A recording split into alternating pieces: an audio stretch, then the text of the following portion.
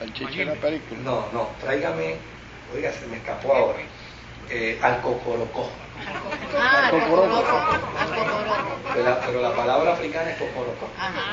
Me dice, traiga, yo con quien quiero hablar con el cocoroco de aquí. Y él dice que cuando escuchó eso se volteó. Y dijo, oye, pero ese jefe de tribu en mi tierra. Ese jefe de tribu en mi tierra. Y desde luego eso, amanzaguapo, arrasacontón, son expresiones cortas, ¿no? Precisamente de esa cadencia del lenguaje santero. Otro elemento importante de la santería es el elemento de la posesión. ¿Ya? La posesión.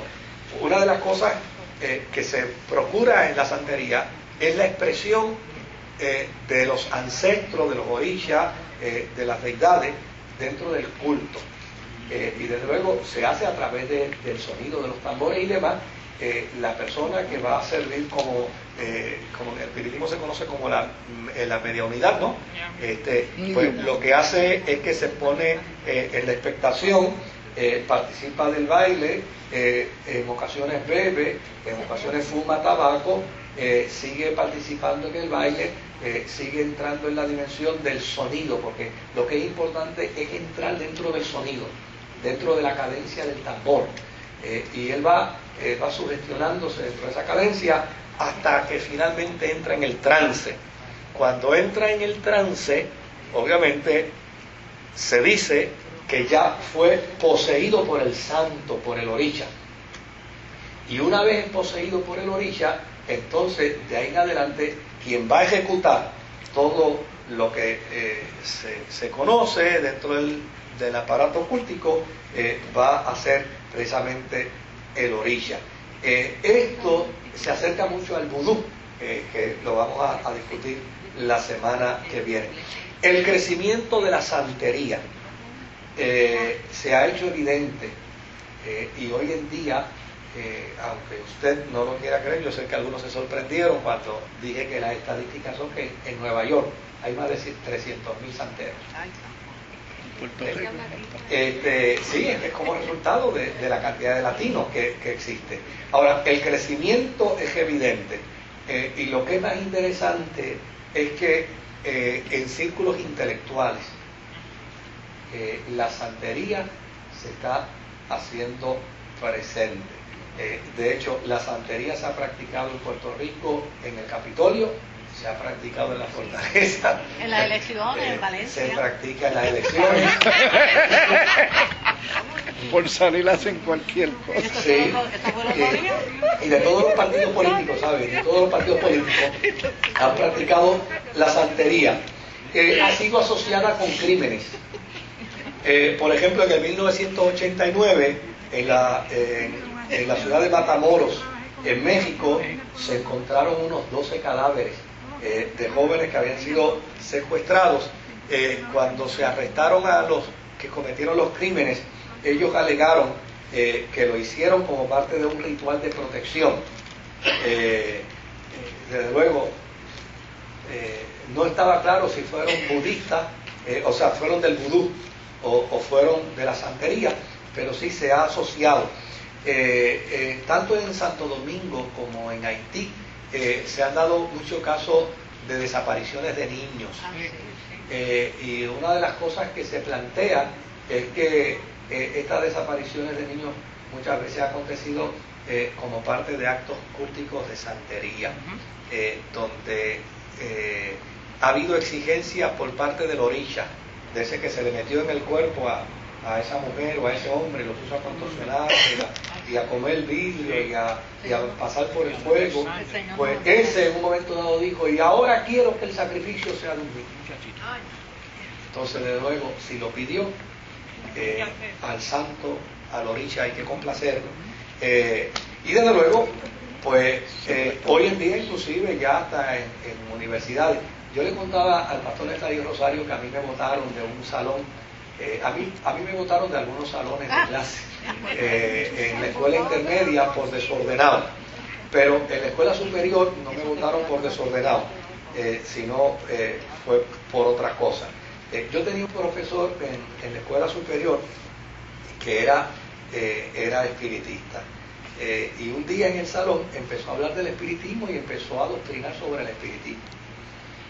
Y al final pidió opiniones de los estudiantes. Y yo estaba en esa experiencia de haberme convertido al Señor y yo predicaba en la guagua de la alma, predicaba en la calle, dirigía el culto de los jóvenes cristianos de la Ponce de León. Yo era un fenómeno en eso, ¿no? Me pasaba todo el día hablando de Jesucristo. Y yo levanté la mano y dije, profesor, parece mentira que usted, el maestro de esta clase, esté metido en tanta ignorancia. Y me botaron del salón.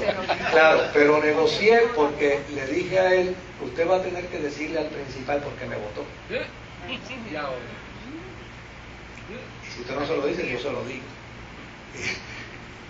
Y obviamente, pues entonces ahí negociamos, voy a decir.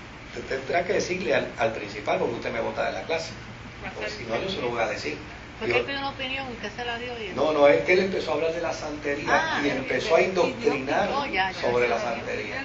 Entonces, como al final dijo, ¿qué ustedes creen de todo esto que yo les he dicho? Yo me aproveché. Ay, santo cielo. Bueno, muchos santeros han venido al cristianismo.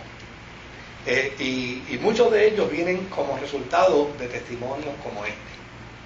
Personas que han abandonado la santería para abrazar la fe cristiana.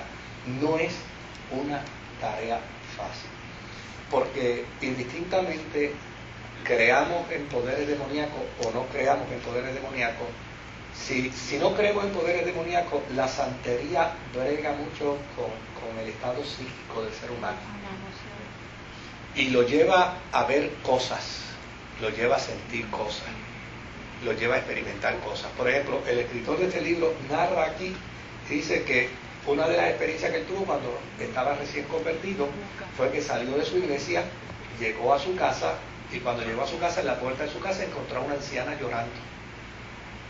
Y le dijo, pero abuela, ¿por qué lloras? ¿Por qué lloras? Y ella seguía llorando sin consuelo, llorando sin consuelo. Y finalmente, como él la vio así, abrió la puerta y dijo, entra para acá, entra para acá. Cuando la entró, dice que lo que había aparecido de repente como una inofensiva anciana se convirtió en un monstruo terrible y le dijo, lloro porque te has hecho cristiano y no quieres. Y él dice que en ese momento reprendió aquel espíritu que había. Claro, yo no tengo ningún problema en el marco espiritual para entender que es una manifestación demoníaca. Pero quien no quiere entenderlo como una manifestación demoníaca, entonces puede decir, eso en el campo de la parapsicología es una transmutación como resultado del pensamiento, pues fantástico. Pero indistintamente eso, el santero, el espiritista, el vodú, tiene que trabajar con esa fenomenología. Y no es fácil, no es fácil. Sobre todo cuando muchos cristianos, ausentes de amor, cuando llegan a las iglesias, y dicen que son santeros, porque son espiritistas, la gente les tiene miedo. Yo me siento feliz porque aquí en nuestra iglesia hay personas que han abandonado la santería, gracias al ministerio de esta iglesia, y desde luego pues yo los protejo un poco, porque pienso, no sé si se lo dicen a alguien y entonces empiezan a sentirse rechazados. Digo, mira, no le digas a nadie cuál ha sido tu experiencia hasta hoy, poco a poco, porque se da ese fenómeno de que, claro, pues hay creyentes que dicen, ay, qué bueno que te convertiste al Señor, eres mi hermano, pero hay otros que entonces empiezan a decir, hay que tener cuidado que no vaya a ser que ahora venga con esos mismos espíritus aquí dentro de la iglesia y empiece a agarrar también, a dividir la iglesia, a meter estos demonios. Oiga, porque hay gente con más superstición en las iglesias a veces que los santeros, con más superstición. Y así pasa con la homosexualidad también. Entonces, pues yo le digo, mira, vamos a trabajar el problema acá tú y yo calladitos, lo que es importante es que te convertiste al Señor, que estás sirviendo al Señor, y si es posible, pues a lo mejor algún día Dios te dé la oportunidad de compartirlo, de dar tu testimonio, pero si no, no lo hagas, quédate calladito, mantente en silencio. De hecho, nada más que como diría cualquier muchacho, nada más que para volarle la cabeza a ustedes. El que escribió este libro es miembro de esta iglesia, pero además diré quién es.